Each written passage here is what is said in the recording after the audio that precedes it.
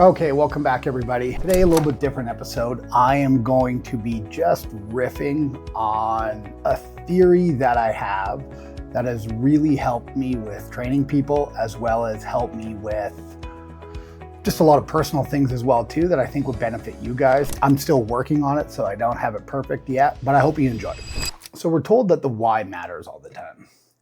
Why did somebody do something? You know what I mean? Find your why in life, which means your passion eventually and your purpose. So we're told all the time in life to find out the why, because if you find out the why, you're going to solve the problem. Okay, so we're told all the time to find the why.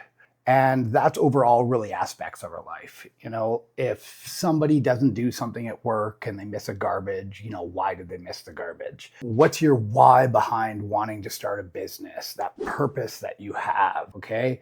Why did something happen to you?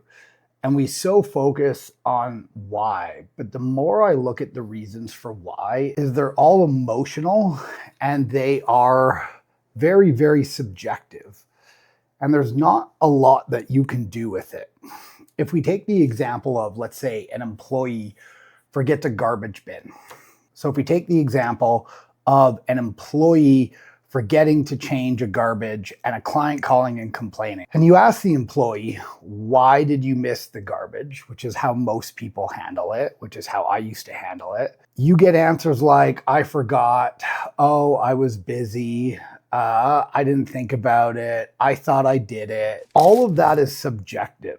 You don't really know what to do with it. And there's no clear way for you to actually know what's going on. If you look at the example of find your why in life, your passion, whatever it boils down to, or however everybody says it, you are essentially sitting back and thinking about what is your why. And it's like, I do this for my family and I want to provide for them.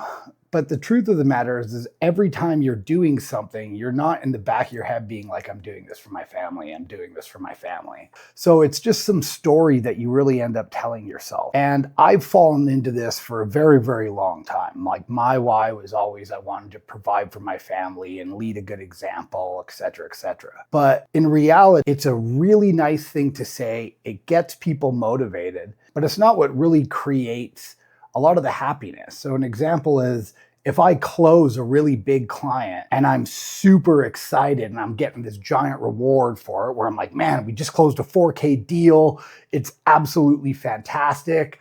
I'm not in my head being like, oh, now I get to provide more for my family. So I think a lot of this question of why is just a lot of motivational masturbation that we have. It's not real. Even in a sales context, we're told all the time with sales, you have to keep asking why until they tell you the problem. But I don't think that's true, because when I ask, hey, why are you on this call? People say to me, well, it's because you phoned us and asked for an appointment. And now, yes, I can keep asking why.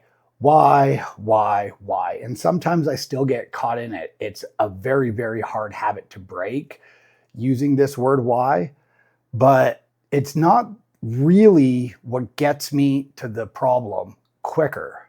It's just this thing that's easy to say, to tell people, just keep asking why, and then you'll eventually find it. But in reality, it's about having a conversation with somebody, acknowledging them, and then finding out what their real issue is.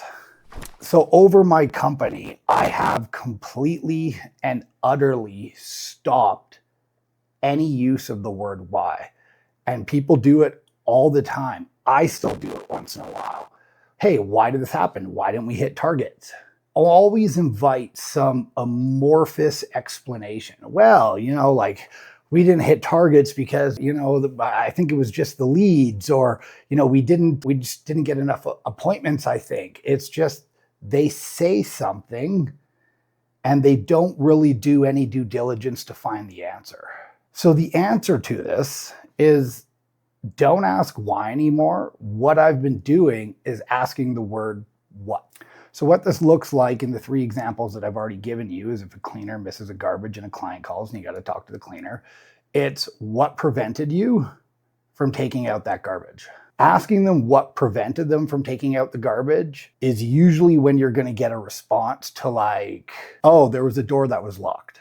Asking them what prevented you from changing the garbage is a lot different. And the responses I tend to get is, oh, the door was locked.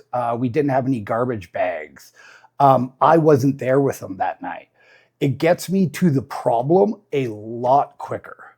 Instead of having to ask why and going through some subjective thing that they're telling me that they feel that's the reason, I just ask what, and I get to the problem a lot quicker. Now with the second one, instead of asking, now for the second one for purpose, ask yourself the why, and you need to find your why. I literally just go right to what. What do I need to do? Because in reality, I don't know if I'm doing all this really because my family. It's a story that I tell myself. But all I know is I've got a lot of rewards from working extremely hard. Whether it's money, skill sets, acknowledgements, my children going to private schools, I've got a ton of rewards from it. And because I keep getting rewarded by doing it, I just keep doing it. And it's a lot simpler of an answer than some amorphous thing that we end up telling ourselves that we don't even really know if it's true or not. So I don't even go to why I'm doing this in life. I just go to what do I have to do? And then I just start taking the actions on it, period. And even on the last one, which is selling clients, and this is something that we're working on for our sales staff. I think I did a video yesterday where I was talking about, I don't think asking why is important. And then even I said a few times in it, you have to find out why, which wasn't even right at all. It's a really hard habit to build. But when you're on a sales call or a demo or you're doing a walkthrough, asking them what made you call me today is a lot clearer, and you get a lot better response than asking why. Hey, what made you call me today? Or hey, what made you say yes to this appointment? What problem are we trying to solve here today for you? And you don't have to go through this 3, 4, 5, 6, 7 questions to get to the answer. You actually just get to the answer a lot quicker. Because if I ask what made you say yes to the appointment or what problem we're trying to solve, I'm going to get, oh, I said yes to the appointment because I want to see XYZ. Or the problem that we're trying to solve is why. Instead of being like, why did you say yes to the appointment? They're going to be like, well, I said yes because you called me. Or why am I here today? Well, I'm here today because I want a quote for janitorial. The what is a lot clearer. It takes out any subjective thinking or feeling and gets right to behaviors and problems. So again, I'm just riffing here with you guys. This is something that I've been working on for, 6 months, and it is such a difficult habit to break, especially because everybody around you has the same habit of asking why. So you really have to step up your game and not in any way at all say it, and always focus on what. Now, if you guys like this video, like and subscribe. If you want a free 30-minute coaching call, click the link below in the description and we can talk about whatever you want. We don't even need to just talk about this stuff.